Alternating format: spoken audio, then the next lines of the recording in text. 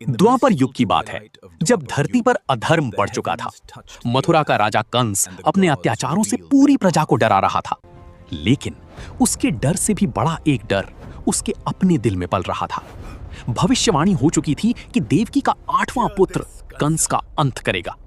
जिस दिन भगवान श्री कृष्ण का जन्म हुआ, उसी दिन से कंस की नींद उड़ गई। वो हर पल सोचता, कहीं वो बालक जीवित तो नहीं। और फिर उसने बुलाया अपनी सबसे भयानक राक्षसी पूतना को। पूतना, जिसका नाम सुनते ही गांव के गांव कांप उठते थे।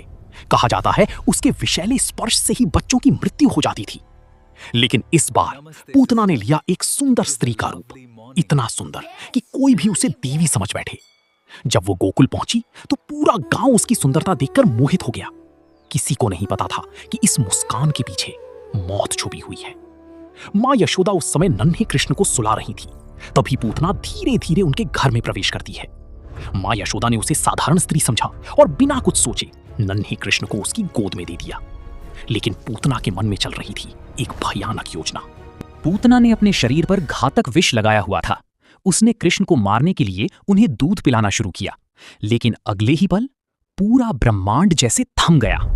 नन्हे कृष्ण मुस्कुराए और फिर उन्होंने सिर्फ दूध नहीं पिया, उन्होंने पूतना की जीवन शक्ति ही खींचनी शुरू कर दी। पूतना दर्द से जोर जोर से चीखने लगी। उसकी आंखें लाल हो गईं, उसका शरीर विशाल होने लगा। उसकी चीखों से पूरा गोकुल कांप उठा, पेड़ हिलने लगे, आकाश में गर्जना होने लगी। लेकिन उस विशाल राक्षसी के ऊपर नन्हे कृष्ण शांत बैठे मुस्कुरा रहे थे। तब सभी गोकुलवासी समझ गए, ये कोई साधारण बालक नहीं, ये स्वयं भगवान विष्णु के अवतार हैं। ये कथा हमें सिखाती है कि भगवान केवल दंड नहीं देते, वो प्रेम और मुक्ति भी देते हैं। जो भी सच्चे मन से भगवान को याद करता है, भगवान उसे कभी अकेला नहीं छोड़ते। अगर आप भी श्री कृष्ण की ऐसी दिव्य कथाएं सुनना चाहते हैं तो वीडियो को लाइक करें और चैनल को सब्सक्राइब जरूर करें।